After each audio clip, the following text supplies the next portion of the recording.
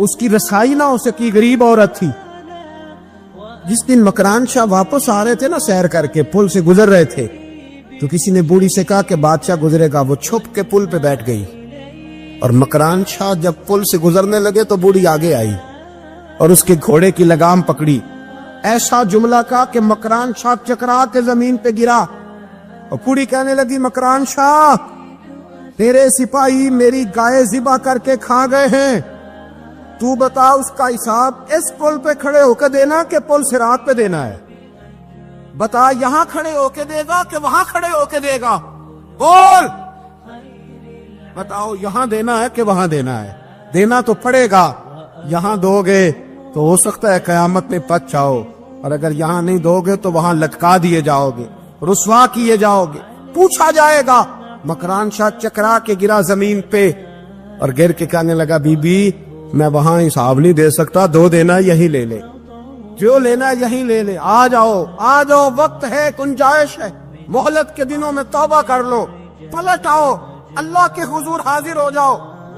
حضرت ابی بن کعب رضی اللہ تعالیٰ عنہ نے امیر المومنین سیدنا فاروق اعظم پہ مقدمہ کر دیا۔ عدالت تھی، جج تھی حضرت زید بن ثابت۔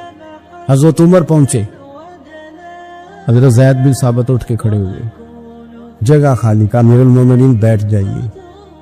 آپ فرمانے لگے زید یہ تم نے ناانصافی کی، ہم دونوں آئے تھے مقدمہ لے کے، یا تو دونوں کے لیے جگہ بناتے، تم نے ٹھیک نہیں کیا۔ پھر بات ذرا آگے بڑھی، حضرت ابی بن کعب نے مطالبہ کیا کہ حضرت عمر فلاں بات پہ قسم اٹھائیں، تو حضرت زید بن ثابت جاج تھے، کہنے لگے آپ امیر المومنین سے یہ مطالبہ کر رہے ہیں؟ آپ اس مقدمے کا فیصلہ کر لیں، اس کے بعد میں آپ کو فارغ کر دوں گا۔ آپ مجھے امیر المومنین کہہ رہے ہیں، اور امیر المومنین کہہ کہ آپ یک طرفہ ہو رہے ہیں، اور جو آدمی انصاف لینے آپ کے دروازے پہ آیا ہوا ہے، اس ملک کا مسئلہ کیا ہے؟ اس ملک کا مسئلہ غریبی نہیں، میرے وطن کا مسئلہ یہ ہے کہ امیر غریب کے لیے قانون الگ الگ ہے۔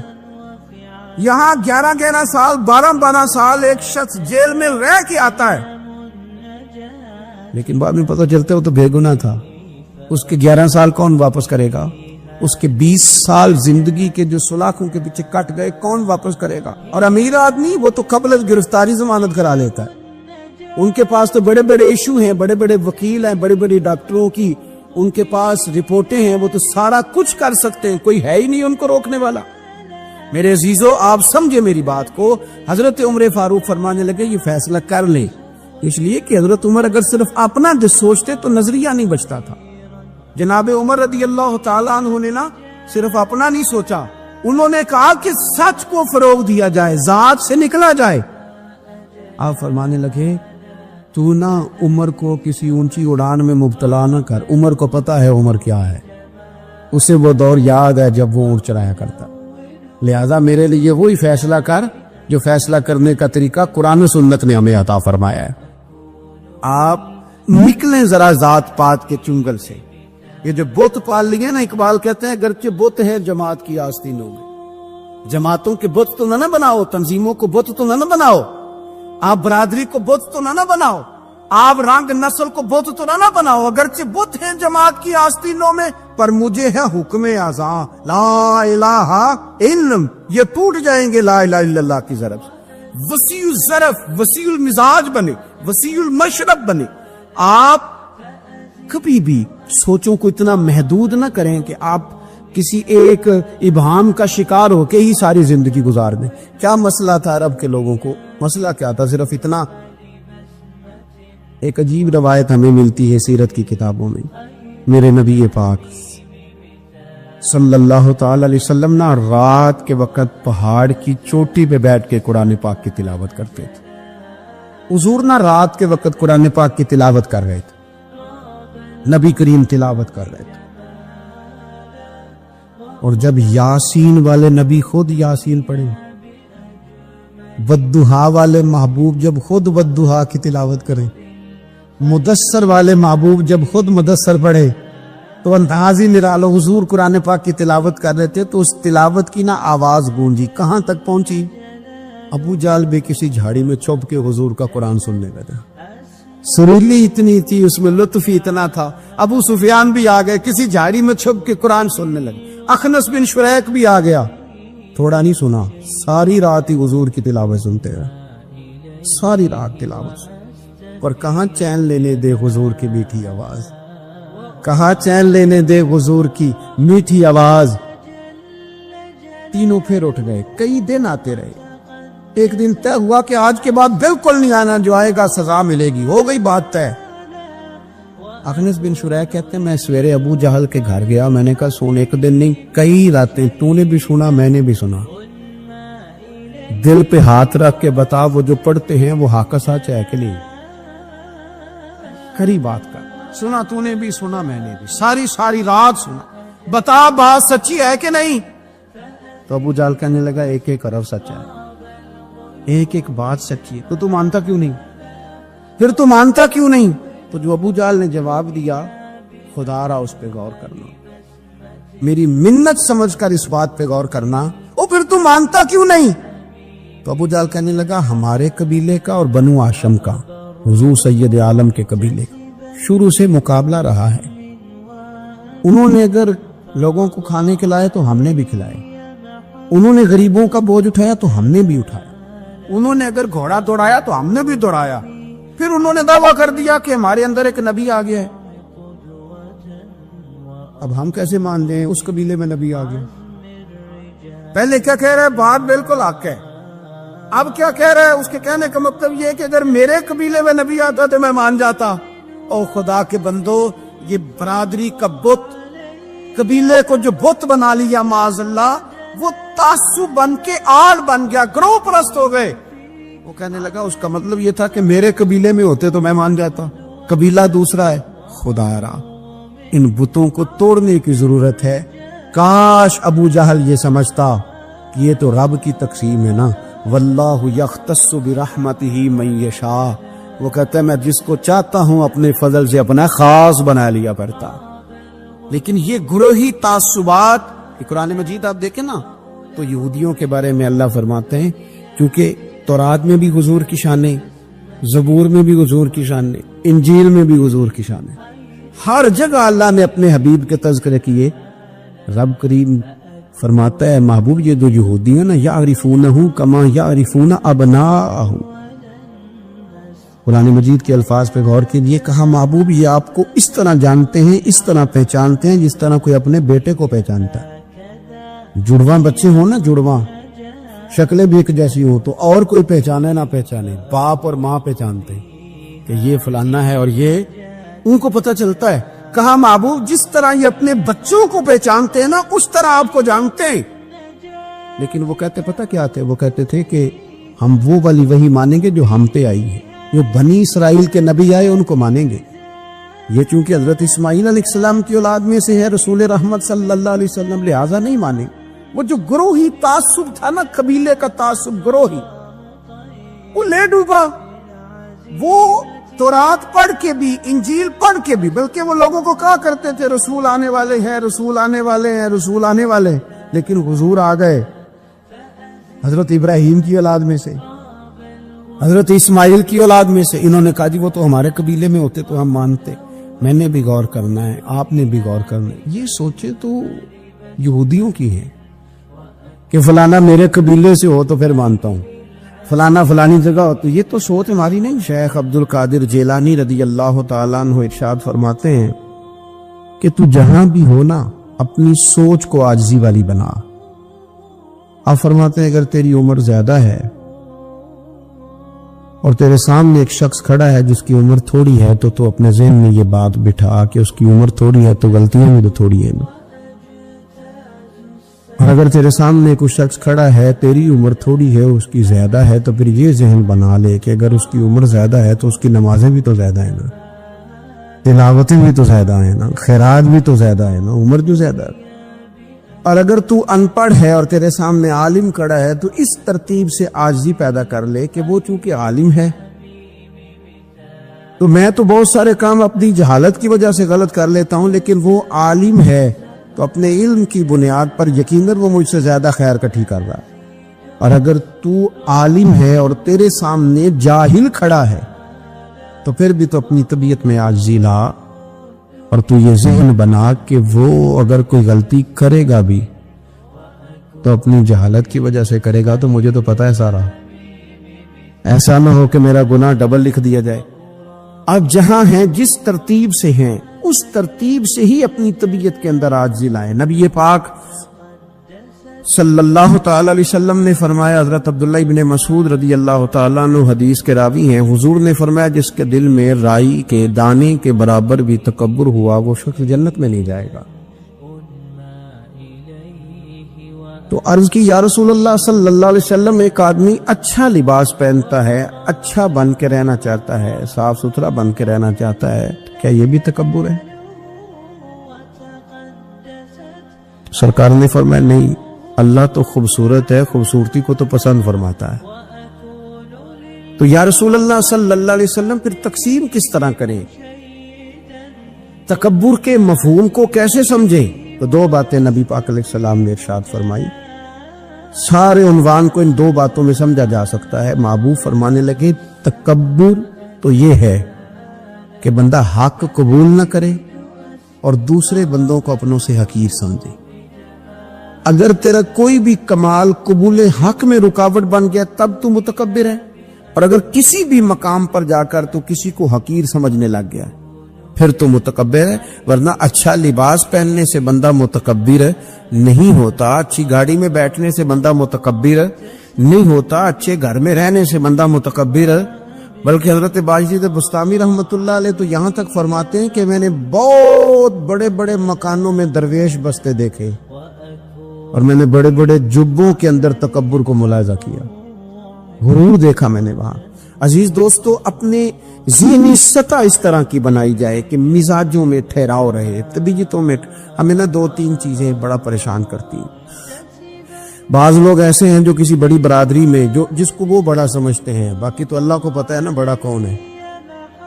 کسی بڑے قبیلے میں جس کو دنیا میں بڑا گردانا جاتا ہے، اس میں اگر وہ پیدا، امام اعظم ابو حنیفہ رحمۃ اللہ علیہ گزر رہے تھے تو بارش ہو گئی تھی اور کوفہ میں کیچڑ تھا، تو آپ نے جو جوتے پہنے ہوئے تھے ان جوتوں سے چلتے ہوئے نا آپ کے پاؤں سے کچھ مٹی اڑی، تو سامنے ایک یہودی تھا، اب اس زمانے میں دیواریں کچی ہوتی تھی، اس کے دیوار پر جا کے وہ مٹی جو تھی وہ لگ گئی۔ اب امام صاحب بڑے پریشان ہوئے کہ میں نے اس کی دیوار کو آلودہ کر دیا۔ یہاں تو لوگ اپنی اینٹیں رکھتے رکھتے کئیوں کی دیواریں توڑ ہی دیتے ہیں، اور پھر وہ اس پر ماننے کو بھی تیار نہیں ہوتے، تسلیم کرنے کو بھی تیار نہیں ہوتے۔ وہ کہتے پھر کیا ہو گیا، اب ہمارا یہاں گھر ہے تو ہم نے ٹرالی منگوانی نہیں تھی، ہمارا حق بنتا تھا۔ امام صاحب کے پیروں سے ذرا کیچڑ اڑا، یہودی کی دیوار پہ لگا، اس کی کچی دیوار تھی۔ امام صاحب پریشان ہو گئے، سوچنے لگے کہ اگر میں دیوار سے یہ کیچڑ اتارتا نہیں تو یہ بھی زیادتی ہے، میں نے اس کی دیوار کو گدلا کر دیا، اور اگر میں اتارتا ہوں تو کچھ مٹی اس کی دیوار کی بھی اتر جائے گی، کچی دیوار ہے، یہ بھی زیادتی ہے۔ مومن گناہ کو پہاڑ کی طرح سمجھتا ہے کہ کہیں گر نہ جائے، اس کی بھی کہیں سزا نہ مل جائے۔ امام صاحب نے اس کے دروازے پہ دستک دی، وہ باہر آیا تو اتفاق سے وہ آپ کا مقروض بھی تھا، اس نے پیسے دینے تھے۔ باہر نکلتے ہی کہنے لگا اوہ آپ تو قرض لینے آ گئے، میرے پاس تو ابھی گنجائش نہیں ادا کرنے کی۔ تو امام صاحب کہنے لگے تو قرض چھوڑ، وہ میں نے معاف کیا، میرے سے غلطی ہو گئی ہے، میں آ رہا تھا، لکڑی کے جوتے اس زمانے میں کھڑاؤں لوگوں نے پہنے ہوتے تھے، کہا وہ میرے پیروں سے ذرا کیچڑ اڑا ہے، تیری دیوار پہ لگ گیا ہے۔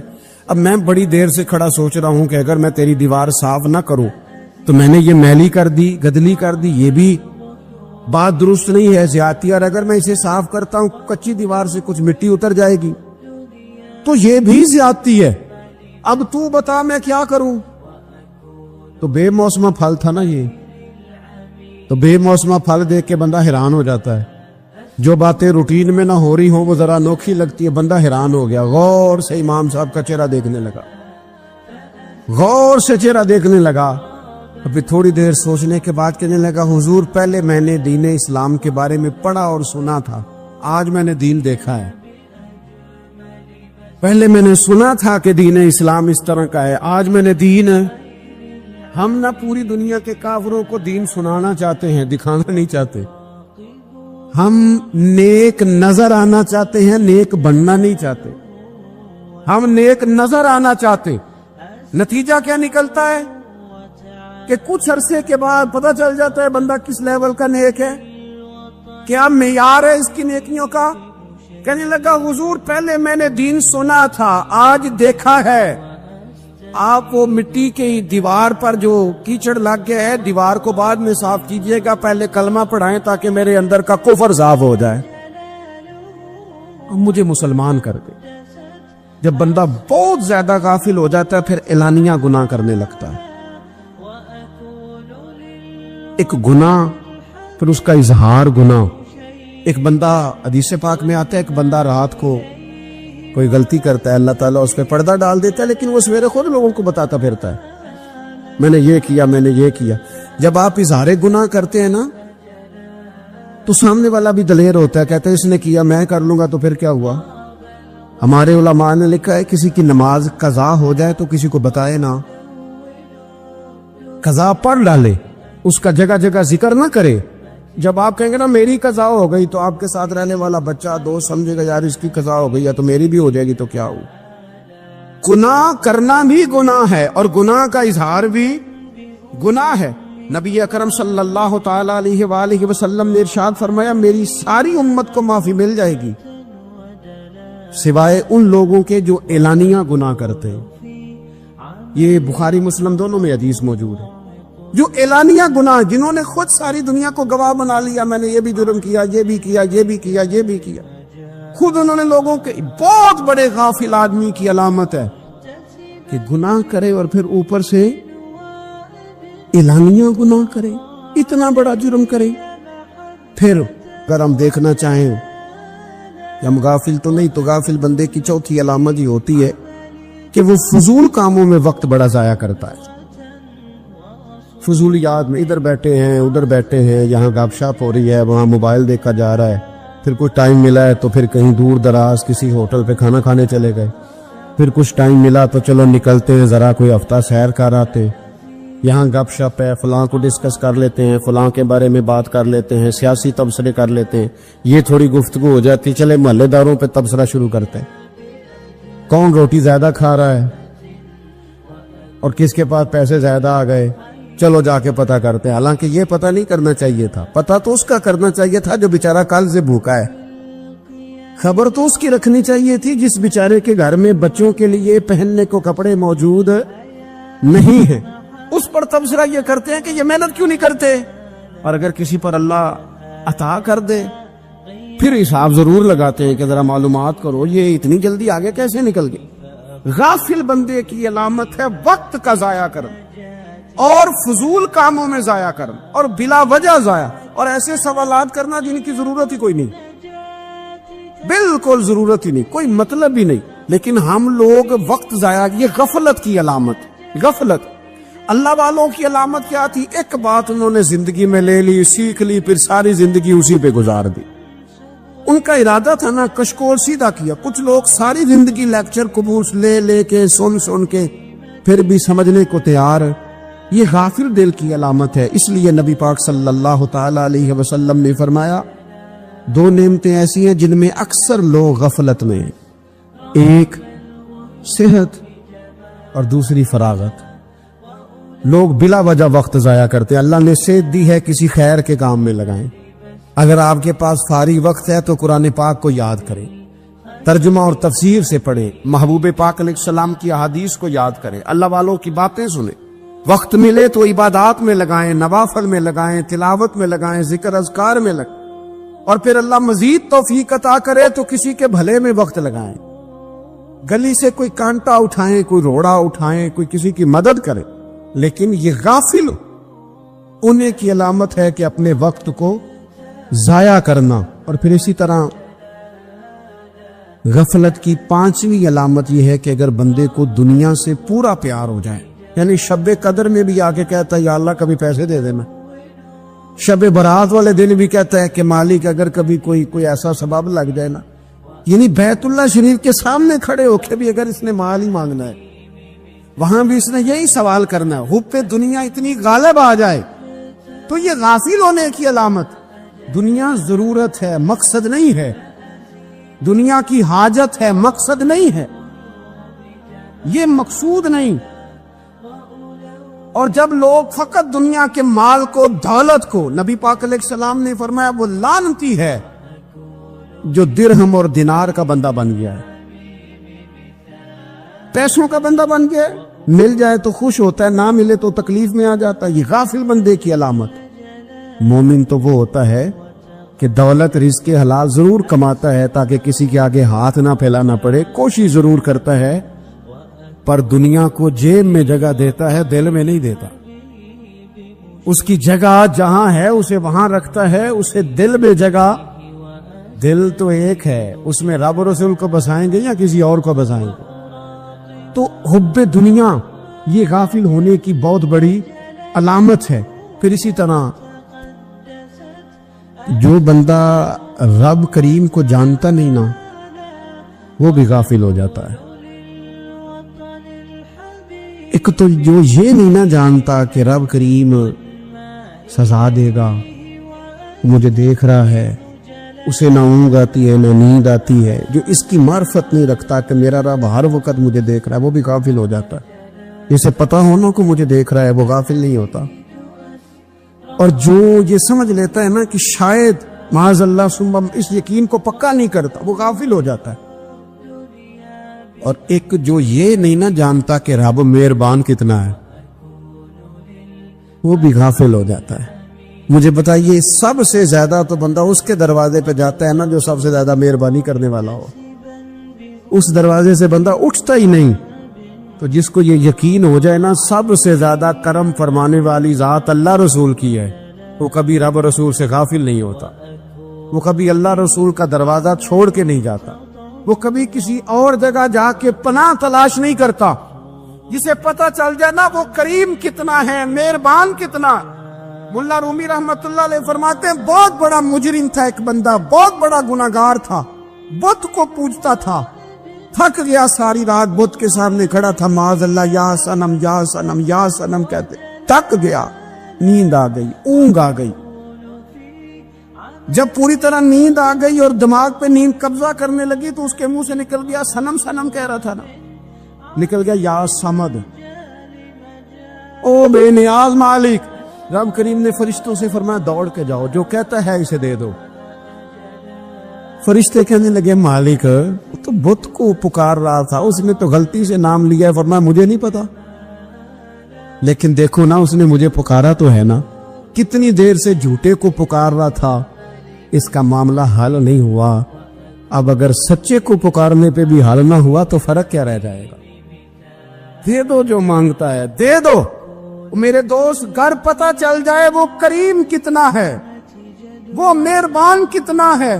میرے رسول پاک علیہ الصلوۃ والسلام نے تو فرمایا تیری آنکھ سے اگر اس کے خوف سے اتنا آنسو بھی نکل گیا جتنا مچھر کا پر ہوتا ہے، تو جس طرح بھینس کے تھنوں سے نکلا ہوا دودھ واپس تھنوں میں نہیں نہ جاتا، جو اتنا بھی روئے نہ روئے اللہ کے خوف سے، وہ بندہ دوزخ میں نہیں جائے گا۔ تھوڑی دیر کے لیے ڈر جائے اپنے رب سے، آئے تو صحیح۔ عدم معرفت غفلت پیدا کرتی ہے، تو آ تو صحیح، وہ تو کریم ہی بڑا ہے، وہ تو مہربان ہی بڑا ہے۔ حضرت زنیرہ رضی اللہ تعالی عنہ حضور کی صحابیہ ہیں،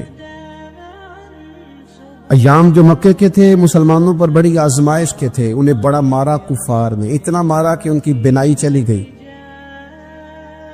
نظر آنا بند ہو گیا۔ کافروں کی عورتوں نے تانا دیا کہ تو نے ہمارے بت چھوڑے ہیں نا، تو دیکھنا تیری بینائی چلی گئی۔ تو جناب زنیرہ اللہ پہ بھروسہ، توکل، معرفت الہی کا جذبہ، اٹھ کے کھڑی ہو، کہنے لگی چپ کرو، تمہارے جھوٹے بت کیا کر سکتے ہیں، میرا رب چاہے تو صبح جب میں اٹھوں تو میری آنکھیں روشن ہو، اگر کریم کرم کر دے۔ لوگ کہتے واقعی ایسا ہوا، جب وہ سویرے اٹھی تو اللہ نے ان کی روشنی واپس کر دی۔ تجھے پتہ چل جانا وہ مہربان کتنا ہے۔ وہ ایک بزرگ تھے تو ان سے کسی نے کہہ دیا کہ اگر آپ کا حساب آپ کے ماں باپ کے ذمہ ہو جائے تو پھر کیسا، پوچھنے کے لیے قیامت میں اگر ماں باپ حساب لیں تو پھر کیسا۔ تو بڑے سیانے لوگ تھے جو دل والے تھے، کہنے لگے نہیں، رب کریم ہی ٹھیک ہے، اس لیے کہ وہ ماں باپ سے کہیں بڑھ کر پیار کرنے والا ہے۔ अगर ये मार्फत मिल जाए वो करीम की। हो ही नहीं सकता मेरे भाई। दर्जनों और बीसियों लोग ऐसे हैं जिनकी औलादे नहीं थी, लेकिन नाम उनका उनसे भी ज्यादा है जो बड़े बड़े साहिब औलाद। हजरत अब्दुल्ला मुज़नी हुजूर के गुलाम थे, कबीला मुज़न के रहने वाले।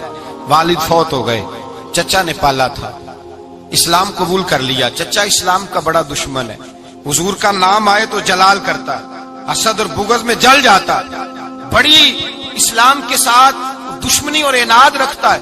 हजरत अब्दुल्ला कहते हैं पहले तो मैं इश्क रिसालत को दबाता रहा, फिर ये चिंगारी शोला बन गई, फिर के ये हल्का सा जज्बा समुंदर और सहरा का रूप धार गया। फरमाते हैं माँ थी और मैं था, मैं गया जाके चचा से कहा मैं नहीं रह सकता। कहाँ जाएगा? तो मैंने धीमे लहजे में कहा मैं मदीने जाऊंगा, अब मैं रसूलुल्लाह के मदीने जाऊंगा, अब मेरा गुजारा नहीं होता, अब मैं जाऊंगा। कहते हैं चचा कहने लगा अच्छा तू वहां जाएगा, तुझे मैंने पाला, मैंने पोसा, वो मकान मैंने तुझे बना के दिया, तेरी जेब में जो पैसे हैं मेरे दिए हुए हैं। कहते मैंने कहा चचा मैं सारा कुछ सोच के आया हूं, मकान भी तू रख ले, पैसे भी रख ले। कहते उसने हर चीज रखवा ली। जब पलटने लगा तो चचा कहने लगा जो कपड़े तूने पहने हैं ये भी मैंने खरीद के दिए थे। हजरत अब्दुल्ला फरमाते हैं मैंने वो कपड़े भी उतार के दिए। बरहना हालत में मैं माँ के पास गया और मैंने कहा अम्मा मैं पहले भी तो नंगा पैदा हुआ था, तूने ही कपड़े पहनाए थे, मेरा फिर बदन नंगा हो गया, कपड़े दे दे। कहते हैं दो बीबियों वाले कपड़े अम्मा ने दिए, एक मैंने तामत बांध ली, दूसरा ओढ़ लिया और मदीने पहुंचा। कहते हैं जब मैं ठंडी रात मदीने पहुंचा तो काले रंग के हबशी गुलाम हजरत बिलाल दूध का प्याला लिए खड़े थे, हाथ में खजूरें थी, कंबल था। कहने लगे आजा आजा। मुस्तफा ने फरमाया था कबीला मुज़न से मेरा गुलाम आ रहा है, मैं सारी रात से तेरा इंतजार कर रहा हूँ। हजरत जनाब सैयदना अब्दुल्ला रज़ी अल्लाह तआला अन्हु फरमाते मेरी मुश्किल आसान हुई। फरमाते मुझे मदीने में एजाज मिल गया, मुझे इज्जत मिल गई, हर आदमी मेरी कदर करने लगा। गोया हुजूर कहते हैं कि हजरत अब्दुल्ला दुआ करने लगे कि ए अल्लाह तूने मुझे बड़ी शान दी है मुस्तफा की गोद में, अगर इसी रहमत के छांव में मैं पर्दा कर दूं तो मेरी बात बन जाएगी। हजरत अब्दुल्ला का विसाल भी रसूलुल्लाह की गोद में ही हो गया। गोद में ना कोई रिश्तेदार, ना कोई ताल्लुकदार, ना कोई हमसाया अपना, ना कोई चचा, ना कोई मामू, शहर में तन्हा असी किसे दे कुछ नहीं जे लगदे, ते ना कोई साडा दर्दी। तन्हाई जनाजा उठा तो उठाने वाले कौन है? अबू बकर सिद्दीक, फारूक आजम, उस्मान गनी, मौला अली, हसनैन करीमैन जनाजे में शामिल। मेरे रसूल पाक सल्लल्लाहु अलैहि वसल्लम ने जनाजा पढ़ाया। देखो मुश्किल काटी थी तो आसानी का रंग देखो, आसानी का अंदाज देखो। हजरत सैयदना अबू दरदा रज़ी अल्लाह तआला अन्हु इरशाद फरमाते मदीने में रिवाज था कि जब कब्र में उतारने लगते थे तो करीबी रिश्तेदार उतारा करते थे, पर अब्दुल्ला का तो रिश्तेदार ही कोई नहीं था मदीने में, कौन उतारे? फरमाया जब कब्र में उतरने लगे तो हजरत अबू बकर सिद्दीक और हजरत उमर फारूक उतर गए कि हम कब्र में उतारते हैं। रसूलुल्लाह ने फरमाया तुम बाहर निकलो, तुम क्यों कब्र में गए हो, बाहर आओ। कहते हम बाहर आए तो अल्लाह के रसूल अंदर गए। फरमाया कौन कहता है इसका कोई नहीं, मैं जो मौजूद हूं। कौन कहता है कोई नहीं? फरमाया रखो मेरे हाथों पे। कहते हैं हुजूर के दस्ते मुबारक पे रखा और बाहर खड़े हम रश्क करने लगे